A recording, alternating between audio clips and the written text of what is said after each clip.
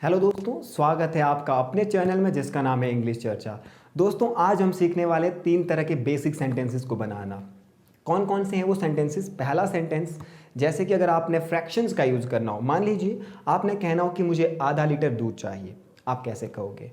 और दूसरी ओर, अगर आप किसी बीच के किनारे हो, बैठे हो, तो मान लीजिए आपको क्या दिखता है, आपको शिप आती हुई दिख रही है और उसके बाद एक और शिप।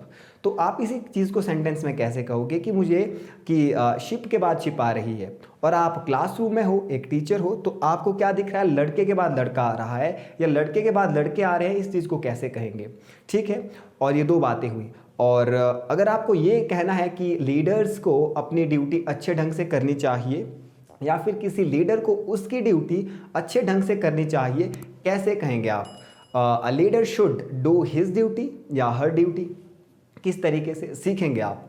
तो सारी चीज़ें हम इस वीडियो में डिस्कस करने वाले हैं। तो आइए शुरुआत करते हैं रूल नंबर 8 से। रूल नंबर 8 जो संबंधित है, that is linked with fractions. तो इस रूल में हम फ्रैक्शंस की बात करेंगे।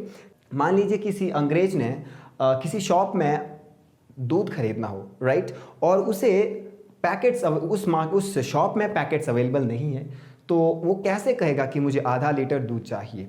तो दोस्तों, इसके लिए एक आसान सा पैटर्न है, आई need half a litre milk.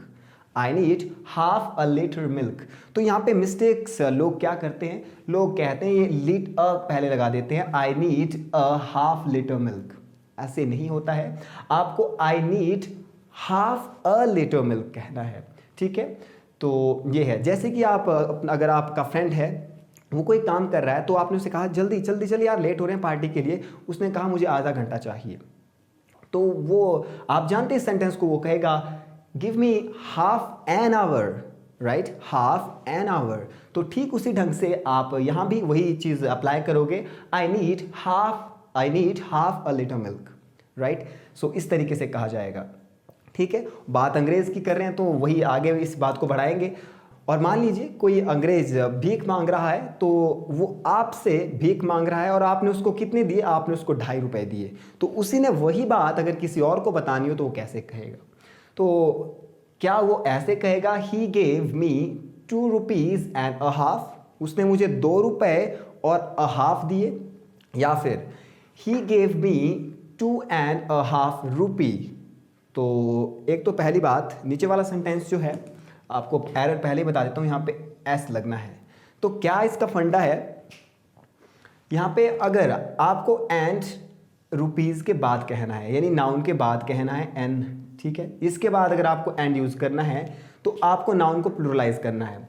He gave me 2 rupees and a half, क्योंकि आपने रुपीज़ की बात जो कर ली, जो तो प्लूरल है उसकी बात तो कर ली, तो एस पहले लगाना होगा आपको कहना होगा he gave me 2 rupees and a half. A half ये कहना बहुत इंपॉर्टेंट है। अगर आपने इस टू के बाद नाउन का यूज नहीं किया, जो कि आप लास्ट में करने वाले हो, तो आपको नाउन को लास्ट में प्लुरलाइज करना है। He gave me 2.5 rupees. ये एस लगना बहुत इंपॉर्टेंट है, क्योंकि यहाँ पे आप दोनों को इकट्ठा ले रहे हो, 2.5 रुपीज, राइट। और ऊपर वाले में क्या है, ये पैटर्न फॉलो करना है, हाफ अ, ठीक है, हाफ एन, उसके बाद नाउन। तो इस तरीके से। और लेटर की स्पेलिंग में बहुत गड़बड़ रहती है। तो ये जो लेटर है LITRE है, ये है ब्रिटिश इंग्लिश के अकॉर्डिंग, और अमेरिकन इंग्लिश के अकॉर्डिंग आप यही स्पेलिंग लिखने जाओगे तो LITER हो जाती है। और एक और लेटर होता है जिसका मतलब कूड़ा होता है, LITTER। तो ध्यान रखें, यहाँ मिस्टेक ना करें। रिपीट कर रहा हूँ, अगर आपको आधा लीटर दूध चाहिए तो आप कहेंगे आई need half a litre milk. ठीक वैसे ही जैसे कि हम कहते हैं give me half an hour, वैसे ही, राइट। आगे बात करते हैं, अगर आप नाउन का यूज पहले कर रहे हो, रुपी पहले कह रहे हो, तो आप प्लुरलाइज कर सकते हो। अगर 2 रुपए हैं, he gave me 2 rupees and a half, a half last में, ठीक है। अगर आप नाउन लास्ट में यूज कर रहे हो तो आपको इसको प्लुरलाइज लास्ट में जरूर करना है, एस नहीं लगाओगे तो गलत हो जाएगा। आपको कहना है ही गेव मी 2.5 रुपीज, ठीक है। और अब बात आती है फ्रैक्शन की, कंप्लीट फ्रैक्शन। जैसे कि बात करते हैं, वह इस प्रॉपर्टी का 1/3 मालिक है, राइट। 1/3 मालिक है मतलब उसका जो हिस्सा है वो अगर 3 कंपनी के टोटल हिस्से हैं, 3 प्रॉपर्टी के टोटल हिस्से, तो उसका एक हिस्सा है। अगर आप यही चीज़ सेंटेंस के माध्यम से कहना चाहते हो तो कैसे कहोगे? इसको आप कहोगे 1/3, ठीक है, 1/3। अगर फ्रैक्शन की बात करें तो आप इसे लिखोगे 1/3। इसी चीज़ को अगर आप ऐसे कहना चाहते हो कि वह इस प्रॉपर्टी का 1/3 ओनर है, तो कैसे कहेंगे? हिंदी में कहें तो वह इस प्रॉपर्टी का 1/3 पार्टनर है या ओनर है, कैसे कहोगे? तो यहाँ पे जहाँ पे मिस्टेक हो सकती है, ही इज़ 1/3, यहाँ पे थर्ड्स मत कर देना क्योंकि 1 की बात है, right. He is 1/3 owner of this property, ये सेंटेंस बनेगा। अब देखो नीचे, अब मेरे पास एक टोकरी है मान लीजिए, उसमें क्या हुआ है, उसमें जो आम है वो 2/3 में मैं कहूँगा पहले तो, ठीक है।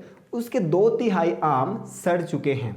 तो 2/3 आम सड़ने का मतलब है कि अगर उसमें 3 आम थे तो 2 सड़ चुके हैं। तो ये चीज़ आप कैसे कहोगे? तो आप देखिए 2/3 ऑफ मैंगो इज और आर रोटन, बट उससे पहले अगर यहाँ पे 2 है तो आपको यहाँ इस चीज़ को प्लुरलाइज करना इंपॉर्टेंट है। आपको कहना है 2/3 ऑफ मैंगोज इज और आर रोटन, तो यहाँ पे आप लिखोगे are, right. 2/3 of mangoes are rotten. तो रिपीट करता हूँ ये वाला सेंटेंस, यहाँ पे क्या है, ही इज 1 है, 1 आपको सिंगुलर ही बताता है, सिंगुलर डिटरमिन करता है, तो थर्ड के बाद आप एस नहीं लगाओगे। He is 1/3 owner of this property, right. दूसरी भाषा में, दूसरे सेंटेंस में क्या कहा, 2/3। इस कंडीशन में आपको एस लगाना है क्योंकि बात 2 की हो रही है, मोर देन 1 है, राइट। 2/3 ऑफ मैंगोज, अब 3 में से 2 मैंगो सड़ चुके हैं, तो क्या हुआ, 2/3, राइट। 2/3 हम हिंदी में कहते हैं, 2/3 मैंगो सड़ चुके हैं। 2/3 ऑफ मैंगोज आर रोटन, ये है। तो बहुत ही आसान है। जब आप इस चीज़ की बात करोगे, दूध की बात करोगे, किसी भी क्वांटिटी की बात करोगे, राइट, तो आपको हाफ अ लीटर कहना है। जैसे कि दूध की बात है, half a litre milk, half a litre water, in that way. और हाफ एन आवर तो आप जनरली यूज़ करते हैं, यहाँ मिस्टेक्स नहीं होती हैं। तो हाँ, यहाँ मिस्टेक होती है, ही गेव मी 2.5 रुपीज़ लोग नहीं कहते, अगर रुपीज़ पहले कह देंगे तो अ हाफ लास्ट में ज़रूर कहना है, राइट। और बात करते हैं रूल नंबर 9 की। रूल नंबर 9 आखिर क्या है, क्या बताता है? मैंने पहले आपको बता दिया है, अगर आप किसी बीच के किनारे बैठे हो तो आपको क्या दिख रहा है, शिप के बाद शिप आती हुई दिख रही है। आती हुई या आते, मतलब सिंगुलर प्लूरल जो भी कहना आपने आप कह सकते हैं, बट इंग्लिश में कैसे कहेंगे? तो उसके लिए एक रूल है, बहुत ही आसान है। नाउन आफ्टर प्रेपोजिशन, नाउन क्या है, शिप है, उसके बाद after preposition I is repeated. अब देखो शिप के बाद शिप रिपीट हो रहा है यहाँ पे, तो नाउन पहले थी यहाँ पे, उसके बाद रिपीट होगी दोबारा से, राइट। तो 2 नाउन, मतलब सेम नाउन आ गई। Noun after preposition is repeated in singular form. आप शिप आफ्टर शिप्स नहीं कहेंगे, आप कहेंगे शिप आफ्टर शिप। तो अगर सिंगल सिंगल है तो आगे वर्ब कौन सी लगनी चाहिए, सिंगुलर या प्लूरल? सिंगुलर वर्ब ही लगेगी। तो यहाँ पे आप कहेंगे ship after ship is coming, ठीक है। आपको दिख रहा है ship after ship is coming, ठीक है। और अगर आप क्लासरूम में खड़े हो, आप टीचर हो, आप 9 बजे से पहले ही आ गए हैं, तो मान के चलते कि 9 बजे स्कूल स्टार्ट होता है, तो आप बच्चों से पहले क्लासरूम में आ चुके हो। अब आपको क्या दिख रहा है, बच्चे के बाद बच्चा आ रहा है या बच्चों के बाद बच्चे आ रहे हैं, तो उसी चीज़ को आप इंग्लिश में कैसे कहोगे, बॉय आफ्टर बॉय, और वर्ब लगनी है क्योंकि ये जो फॉर्म है ये सिंगुलर रहेगी, इसी वजह से आगे जो वर्ब भी लगेगी वो भी सिंगल ही होगी। Boy after boy is reaching in classroom, तो बॉय आफ्टर बॉय इज आप लिखोगे यहाँ पे, राइट। अगर पास्ट की बात है तो वॉज लगा देना, फ्यूचर की है तो विल बी कह देना, ठीक है। और जैसे कि अभी केदारनाथ में क्या हुआ था, बहुत तबाही हुई थी, तो घर के बाद घर डिवेस्टेट हुए थे, या फिर टाउन के बाद टाउन डेविस्टेट हुए थे, तो कैसे कहेंगे, टाउन आफ्टर टाउन, पास्ट की बात कहेंगे। तो एक बात और यहाँ पे इस मतलब ये वाली आपने जो आगे वाली जो नाउन है ना, इसको आपने प्लुरलाइज नहीं करना है, आपने इसको सिंगल ही रखना है क्योंकि इसका सिंगुलर में ही यूज़ किया जाता है। सो आप क्या कहेंगे, टाउन आफ्टर टाउन, पास्ट की बात है तो was devastated, right, was devastated. अगर प्रेजेंट की है, आप प्रेजेंट की भी कर सकते हैं, बट ध्यान रहे वर्ब सिंगुलर ही लगानी है, दैट्स इट, आर नहीं कहना है। अब जैसे कि आपको दिख रहा होगा कि रो के बाद लाइन के बाद लाइन अगर आपको अच्छी लग रही होगी तो आप क्या कहेंगे, रो अपॉन रो के ऊपर रो इज लुकिंग गुड। आप आर नहीं कहेंगे, आपको अच्छी लग रही होगी या नहीं लग रही होगी, I don't know, but sentence यही बनेगा कि रो के बाद रो या रो के ऊपर रो इज लुकिंग गुड, अच्छी लग रही है, राइट। और अब दोस्त जब आते हैं गप्पे मारने बैठ जाते हैं तो क्या होता है, बाद में रियलाइज़ होता है कि यार घंटे के बाद घंटे वेस्ट कर दिए। मतलब आप हिंदी में तो कह सकते हैं, इंग्लिश में आपको कहना है वर्ब्स को, इन नाउन्स को आपने सिंगल ही रखना है, जैसे कि hour after hour is wasted या वॉज वेस्टेड, कुछ भी कह सकते हैं, but verb helping verb singular ही रहेगी। और यहाँ पे देखिए, अब he had mango after mango, उसने आम के बाद आम खाया, राइट। तो यहाँ पे हैड का यूज़ खाने पीने के लिए किया जा सकता है, मॉडर्न इंग्लिश है, you know it very well. अगर आप नहीं जानते हैं तो बता दूं, ये जो हैड है ये हैव की सेकंड फॉर्म है, और हैव का यूज़ आप खाने पीने दोनों के लिए कर सकते हैं। तो यहाँ पे सेकंड फॉर्म यूज़ की गई है क्योंकि बात पास्ट की है। उसने मैंगो के बाद मैंगो खाया, ही had mango after mango. Mango after mangoes नहीं कहा क्योंकि वर्ब सिंगुलर फॉर्म, आप नाउन को सिंगुलर फॉर्म में यूज़ करते हो और इसकी वजह से आगे वर्ब्स भी सिंगुलर ही रहती हैं। इसीलिए ship after ship is coming या is arriving, right. Boy after boy is reaching, आ रहा है। और town after town was devastated, right. Row upon row is looking good. Hour after hour is voice wasted या was wasted, past की बात करेंगे तो he had mango after mango, mangoes after mangoes, इस तरह से क्या आप कुछ नहीं कहेंगे। अब बात करते हैं रूल नंबर 10 की। दोस्तों रूल नंबर 10 संबंधित है कुछ कॉमन जेंडर नाउन से। तो ये कॉमन जेंडर नाउन क्या होती हैं, यहाँ देखिए, टीचर, डॉक्टर, स्टूडेंट, लीडर। तो टीचर आप मेल को भी कह सकते हो, फीमेल को भी कह सकते हो सकते हैं ना, कोई एक वुमेन भी टीचर हो सकती है, एक मैन भी टीचर हो सकता है। वैसे लीडर मेल भी हो सकता है, फीमेल भी हो सकती है, राइट। सो क्या कहता है rule number 10, use masculine gender with common gender nouns. अब आपके दिमाग में एक कन्फ्यूजन होगा, ये कॉमन जेंडर नाउन्स आखिर होती क्या है। तो सबसे पहले समझते हैं कॉमन जेंडर। तो जेंडर वर्ड का यहाँ पे यूज़ बार बार हो रहा है। मैं बात करना चाहता हूँ कि जेंडर्स क्या होते हैं और इसके टाइप्स क्या होते हैं। दोस्तों तो जेंडर को हिंदी में लिंग कहते हैं। तो इसके 4 टाइप्स होते हैं, राइट। सो कौन कौन से होते हैं, तो अगर आपने पहले सुन रखा है कि 4 टाइप्स होते हैं तो वेल एंड गुड, अगर नहीं सुना है तो प्लीज़ बी अपडेटेड। 4 तरह के इसके टाइप्स होते हैं, masculine gender, feminine gender, common gender and at last there is 4th one जिसका नाम है न्यूटर जेंडर। मैस्कुलिन जेंडर कौन होते हैं दोस्तों? मैस्कुलिन जेंडर वो होते हैं जो मेल सेक्स को डिटरमिन करते हैं, यानी जो पुरुष के लिए यूज़ किए जाते हैं। आसान भाषा में यदि कहें, जो पुरुष के लिए यूज़ किए जाते हैं उन्हें हम क्या कहते हैं? Masculine gender. और इनके गुण समझना दोस्तों, पावरफुल होते हैं, पावर इनके अंदर होती है, और हार्ड होते हैं, क्रूएल भी होते हैं बहुत बार, राइट।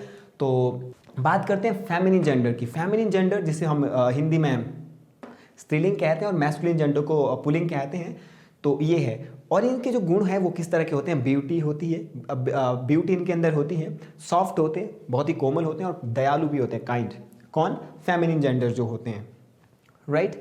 और इसके बाद बात करें कॉमन जेंडर की। तो कॉमन जेंडर किसके लिए यूज़ किया जाता है?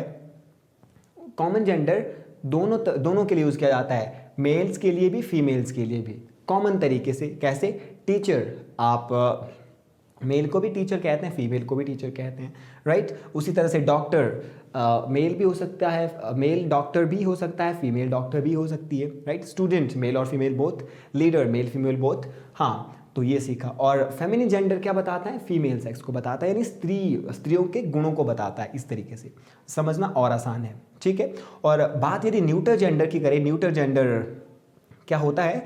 न्यूटर जेंडर होता है, न्यूटर जेंडर को हम नॉन लिविंग थिंग्स के लिए यूज़ करते हैं, जैसे copy, pen, table and chair. तो न्यूटर जेंडर की बात की, नॉन लिविंग थिंग्स के लिए यूज़ किया जाता है। और अगर कॉमन जेंडर की बात करें तो दोनों के लिए यूज़ किया जाता है, मेल्स के लिए भी, फीमेल्स के लिए भी, राइट। तो अब जो हमारा रूल है वो किससे संबंधित है? रूल नंबर 10 पे वापस आते हैं। क्या कहता है rule number 10? Use masculine gender. बोलता है कि आप मैस्कुलिन जेंडर का यूज़ करें, किनके साथ? किनके साथ? Common gender nouns. जो हमारे पास यहाँ पे कॉमन जेंडर है ना, teacher, doctor, student, leader, politicians, इनके साथ आप क्या करो? कौन सा जेंडर यूज़ करो? Masculine gender. तो देखते हैं कैसे करना है, ये देखते हैं। मैस्कुलिन जेंडर क्या होता है? His, right. और अगर फेमिनिन जेंडर की बात करो तो हर होता है। तो देखते हैं पहला एग्जाम्पल क्या कहता है। Every teacher should do his या फिर हर ड्यूटी विथ ऑनेस्टी। तो क्या लिखोगे आप यहाँ पे? Every teacher should do his duty, ये तो हुआ masculine gender. Every teacher should do his duty with honesty. बात करते हैं नेक्स्ट एग्जाम्पल की। क्या लिखा है? Every doctor should love his या हर पेशेंट। तो क्या लिखेंगे यहाँ पे? Every doctor should love his patient, क्योंकि वही तो मैस्कुलिन जेंडर होगा, यही तो रूल कहता है, right. Next example, every student should obey dash teacher. किसके टीचर? हिज और हर, तो आप लिखोगे his teacher, right. Every leader must work for dash people, for his people और फॉर हर पीपल। तो आप यहाँ पे क्या लिखोगे? His people. So every doctor should love his patient, उसके patient, right. Every student should obey his teacher. आगे बात करते हैं, every leader must work for his people, right. तो ये है, बहुत इजी है। तो रूल नंबर 10 क्या कहता था? जब कॉमन जेंडर नाउन्स की आप बात करो, उनके साथ आप मैस्कुलिन जेंडर लगाओ। मैस्कुलिन जेंडर मतलब हिज लगाओ, राइट। आपने हर यूज़ नहीं करना है। Every teacher should do his duty with honesty. Every doctor should love his patient, right. Every student should obey his teacher. Every leader must work for his people. हर किसी leader को, प्रत्येक leader को उसके लोगों के लिए काम करना चाहिए। So that's all for this class. See you next class. Till then bye bye.